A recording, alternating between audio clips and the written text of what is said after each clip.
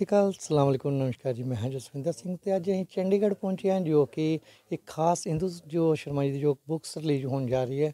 ਔਰ ਬਹੁਤ ਵਧੀਆ ਕਿ ਜੋ ਲਿਖਣਾ ਸਭ ਤੋਂ ਵਧੀਆ ਗੱਲ ਹੈਗੀ ਆ ਕਿ ਜਿਸ ਤਰ੍ਹਾਂ ਕਿ ਅੱਜ ਸੋਸ਼ਲ ਮੀਡੀਆ ਜੋ ਆ ਰਿਹਾ ਵੀਡੀਓ ਅਸੀਂ ਦੇਖ ਰਹੇ ਹਾਂ ਕਿਤੇ ਨਾ ਕਿਤੇ ਜੋ ਲਿਖਣਾ ਪੜ੍ਹਨਾ ਭੁੱਲ ਗਏ ਹਾਂ। ਉਹਦੇ ਵਿੱਚ ਨਵੇਂ ਸਾਲ ਦੀ ਜਿਹੜੀ ਸ਼ੁਰੂਆਤ ਕਰਨਾ ਇੱਕ ਬੜੀ ਖਾਸ ਗੱਲ ਹੈਗੀ ਹੈ ਕਿ ਸਾਡਾ ਲਿਖਣਾ ਜਿਹੜਾ ਕਿ ਕਿਤੇ ਨਾ ਕਿਤੇ ਬੈਕ ਸਾਨੂੰ ਇਸ ਪਾਸੇ ਆਉਣਾ ਚਾਹਣ। ਤੇ ਗੱਲਬਾत कर रहे हैं जी मैम। नमस्कार जी। नमस्कार सर। और मैम जैसे कि आपकी जो बुक्स रिलीज होने जा रही है, नए साल का आगाज़ है, तो क्या कहना चाहते हैं? मैं बहुत खुश हूँ। नए साल की नई शुरुआत मेरी बुलाता है आसमान के साथ। जी मेरी इसमें 71 कविताएं हैं जी जी जो मेरी रूह से निकले लफ्ज़ हैं और डेफिनेटली सबकी रूह तक जाने वाले हैं, क्योंकि ये आम सबके जीवन में होने वाली घटनाओं पर बेस्ड है। इसमें लाडली बिटिया, अब ना सहेंगी बेटियाँ, जी जी ख्वाहिशें, कुछ सपने अधूरे से, जी रो मत और महज एक जिस्म नहीं, हसीन ख्वाब और ख्याल भी हूँ मैं।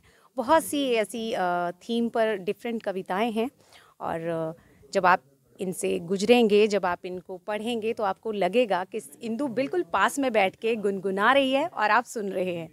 तो कुछ ऐसी ही कविताएं हैं मेरी। जी जी। जी।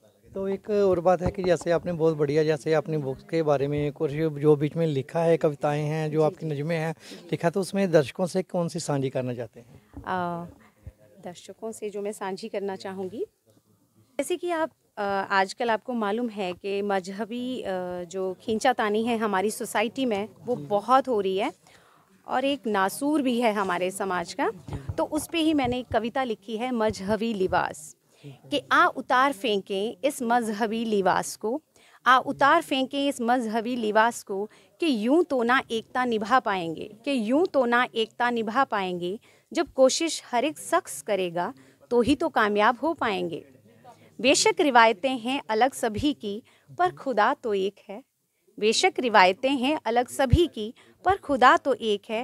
फिर क्यों ये मजहबी जंग लड़ी जाए, क्यों ना संग मिल के इबादत की जाए। तो आ उतार फेंकें इस मजहबी लिबास को, कि यूं तो ना एकता निभा पाएंगे, यूं तो ना एकता निभा पाएंगे, बंटकर आधे आधे, बंटकर आधे आधे, आखिर कब तक जी पाएंगे, आखिर कब तक जी पाएंगे। और बहुत बढ़िया मैम, आपने जो ये लफ्ज़ लिखा, बाबा नजमी जी ने भी ना ऐसे ही एक कविता लिखी थी कि जिसमें उन्होंने एक बात कही थी अंतिम में कि साडा सिंगा फसता रहना, खुरली ढहंदी रहनी है जद तक नत्थ ना पाई नफरत वाले डंग नूं। यानी कि वो जो नफरतें जो सियासी लोग या कैसे भी जो लोग हैं उनका कोई धर्म ईमान या मजहब नहीं होता, जो लोग नफरतें फैलाते हैं।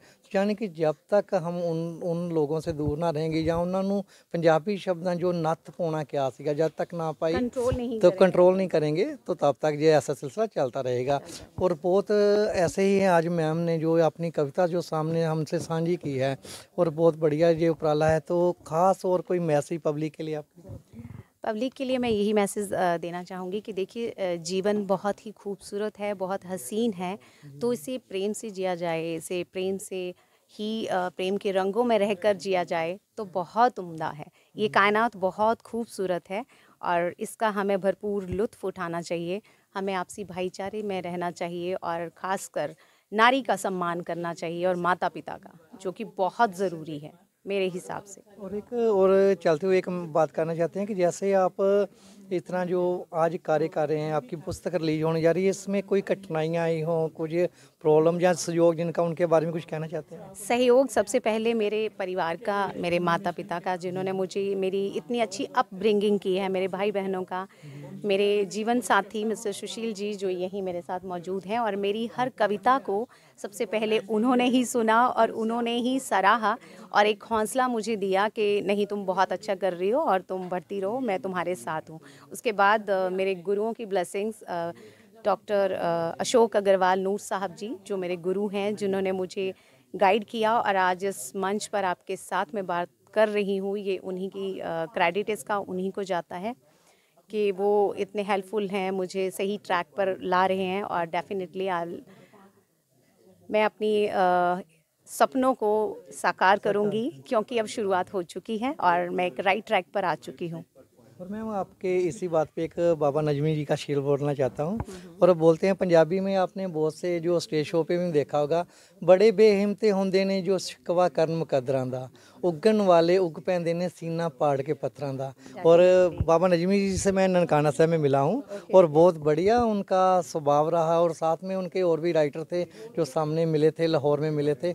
और आज आप जो किताब का लिखना, और एक बात हम ये भी कह सकते हैं कि सुनने से ज़्यादा हमें कान सहन होना चाहिए और बोलने से ज़्यादा हमें कुछ सुनना भी चाहिए। सुनना और चाहिए, सुनना बहुत ज़रूरी है, क्योंकि जब तक आप सुनेंगे नहीं तब तक मेरे हिसाब से आप अच्छा बोलेंगे नहीं, आप अच्छा लिखेंगे नहीं। तो सुनना, वैसे भी टीचिंग में हम लोग, जैसे मैं कि टीचर हूँ, तो टीचिंग में भी हम LSRW पे वर्क करते हैं। पहले लिसनिंग, फिर स्पीकिंग, फिर रीडिंग, देन लास्ट में हम लोग राइटिंग पे आते हैं। तो इन स्किल्स को आपको सीखना ज़रूरी होता है। और हम भी दुआ करते हैं कि आपकी जो किताब आ रही है और जो लोग पढ़ें और आपके उस जो आप सोच एक लेकर चले हैं और उस पर खरा उतरें और कुछ से सीखें और आपको भी उसका बेस्ट विशेष मिले। Thank you so much sir. ठीक है। और चंडीगढ़ तो जसविंदर सिंह जो कि ਅੱਜ ਅਸੀਂ ਖਾਸ ਇੱਕ ਜੋ ਇੱਕ ਕਵਰੀ ਔਰ ਕਵੀ ਪ੍ਰਭਾਵੀ ਜੋ ਸੰਮੇਲਨ ਹੋ ਰਿਹਾ ਨਾਲ ਔਰ ਪੁਸਤਕ ਦਾ ਰਿਲੀਜ਼ ਹੋ ਰਿਹਾ, ਉਸ ਸਾਰੇ ਦੀ ਵੀਡੀਓ ਕਵਰੀ ਵੀ ਲੈ ਕੇ ਆਪਦੇ ਤੱਕ ਪਹੁੰਚਾਂਗੇ। ਜਸਵਿੰਦਰ ਸਿੰਘ ਚੰਡੀਗੜ੍ਹ ਤੋਂ ਜੀ, ਧੰਨਵਾਦ।